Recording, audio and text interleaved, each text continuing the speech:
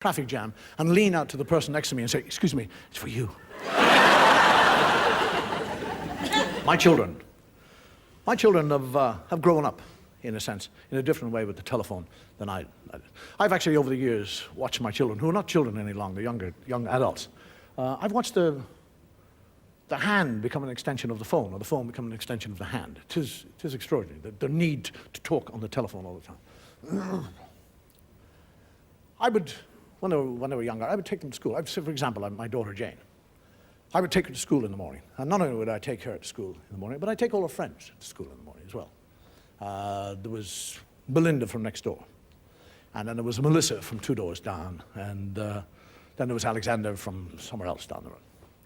And they never stopped talking.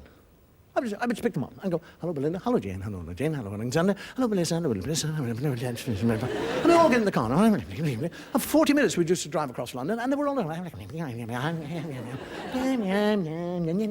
the four of them. Verbal diarrhea pouring in torrents out of all that. And then I would drop them at school, still talking. I'd leave them there for 6 hours, knowing they were going to talk to each other for 6 hours. I'd pick them up, they'd still be talking. Back in the car across London. I'd drop them off. "Goodbye, Belinda. Bye, Jane. Bye, Alexander. Bye, Melissa. Bye, Jim. Jane would go into the house. I'd park the car. I'd go into the house. She's on the phone. "Who are you talking to?" "Belinda. Belinda lives next fucking door."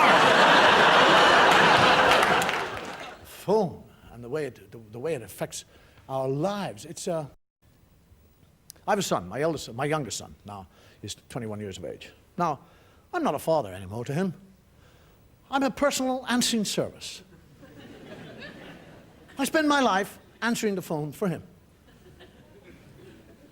I mean, we'll both be in the same room and the phone will ring. But he won't get up and answer it. I'll get up and answer it. And it's for him. And I say, "It's for you. Why didn't you answer it?" He said, "I thought it was for you." No, in your mind's eye, see the house I live in. I live in a house, 3 stories, 3 floors. The phone is on the ground floor. My son lives in a converted attic at the very top of the house. So I'm sitting there, whatever I'm doing, and the phone will ring. It's for Edward. So I go to the bottom of the stairs, and I stand there and I go, "Edward! Edward! Phone! Edward!" So I go up to the first landing. "Edward!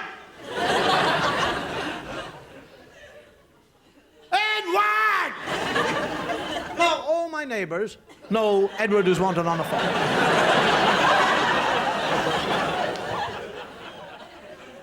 I go to the 2nd floor. "Edward! Get off phone, you deaf dickhead!" Now, not only do all the neighbors know that Edward's wanted on the phone, the whole neighborhood, everybody in my whole area knows Edward is wanted on the telephone, except Edward. He doesn't know. I go up to the top of the house. The door is locked. I kick it. I'm a ranting, demented beetroot now. Frothing on the... Edward! I open the door. He's lying on his bed, with bloody earphones on, his eyes closed, jigging away to the music.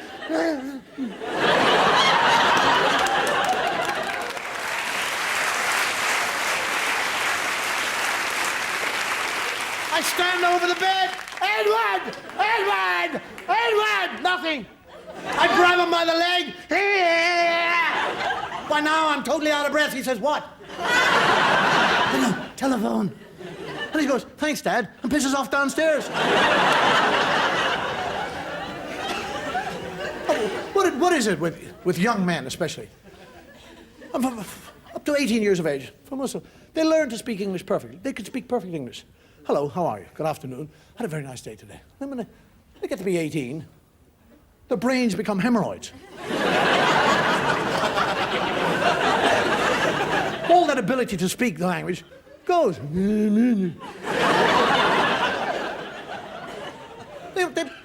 They become Neanderthal men.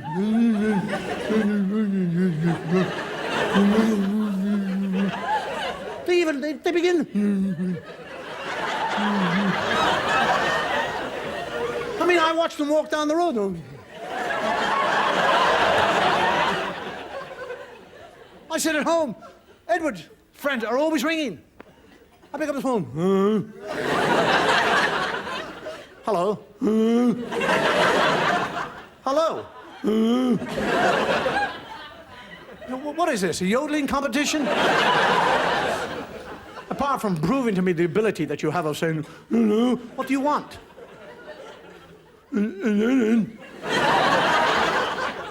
What?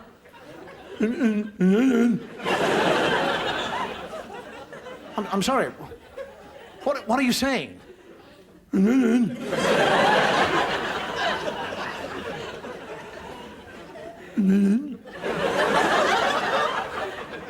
Are you saying?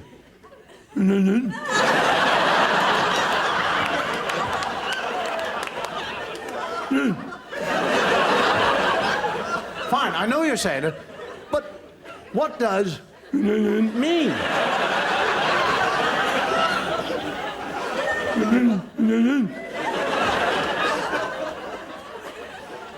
It means.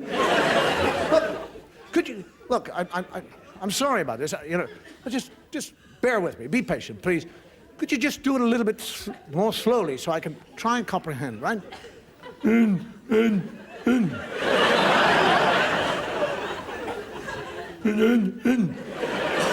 I hear myself going.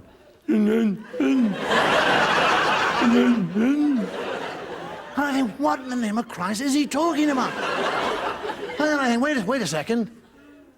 It's Ed. Maybe. My son's name is Edward. Maybe they call him Ed. I don't know. Maybe. Maybe he's saying, is Ed in? And I just try it. I say, did you say, is Ed in?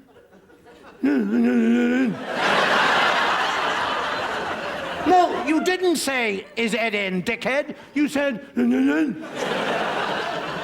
he's not.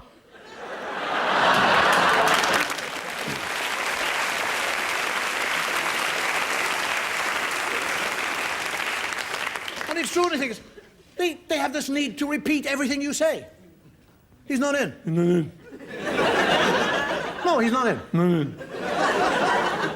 He's out. No. Yes, he's out. If he's not in, he's out.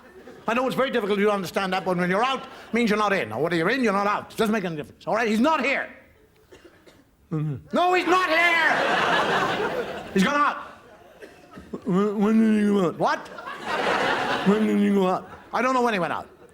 When did he come back?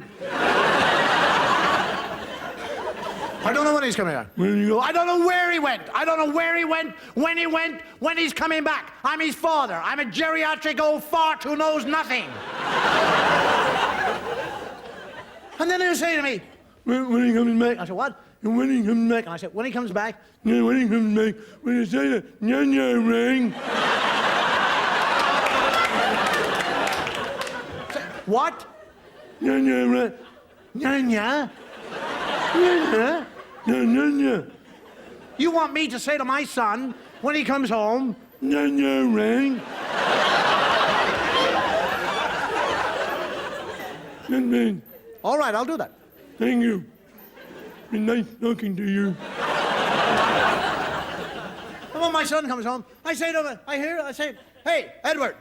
Ring. And he knows who I'm talking about.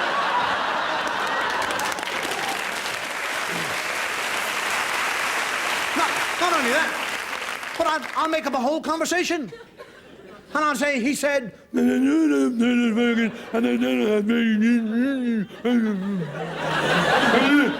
my son will say, what time?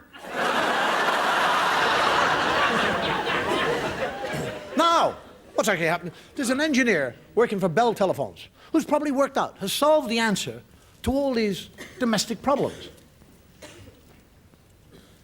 As you know, that telephones now are not confined to making the one sound, like ring, ring, ring, ring, ring, ring. Telephones today can make a variety of sounds. They can go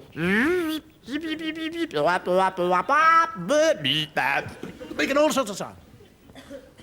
And he's probably worked out the best answer to this is for each and every one of the individual members of the family to have their own sound. And you'd activate the sound by having the same number, the same one collective home number, and give an added digit to every member of the family. For example, my number would be my number plus 1, because I pay for the bastard, so I might as well have it. And that 1 would activate my tone, my sound, which would tell me this is for me. And my sound would be, say, ooh, ooh, ooh. And I would know, and everybody else would know, when the phone went, ooh, that's for Daddy, that's for me, that's mine, mine, me, mine alone, hello, hello, whoever you are. My son's code would be the number plus 2. And that would activate a totally different sound. Zip, zip, zip, zip. Zip, zip, zip, zip. Zip, zip, zip. So I would know, I don't have to, it's for him. But I'd be sitting there in the privacy of my own home all day, and the phone would be going zip, zip, zip, zip. Zip, zip, zip, zip. I'd have to pick it up and say, the bastard's not in!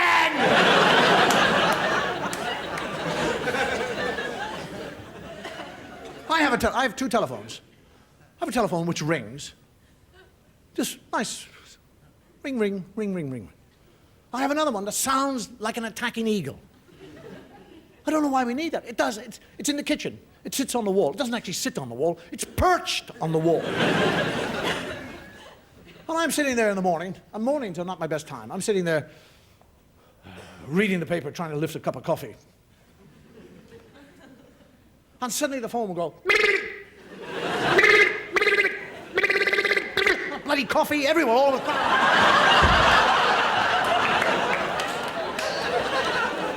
And I pick it up and I say, hello, Nanya, get off the line!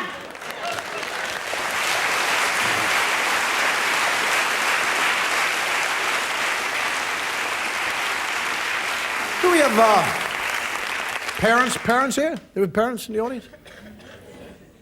Do your children use the telephone? Yes. Have they at any time ever, once in all their lives, said to you, Daddy, Mommy, can I pay for that call? Little bastards. You spend your life with this, and then eventually they grow up and they leave home. They depart. You've got rid of them. Get out. Go away. Into the world they go. The phone will ring. It's them reversing the charges. Not to find out how you are, but whether there are any calls for them.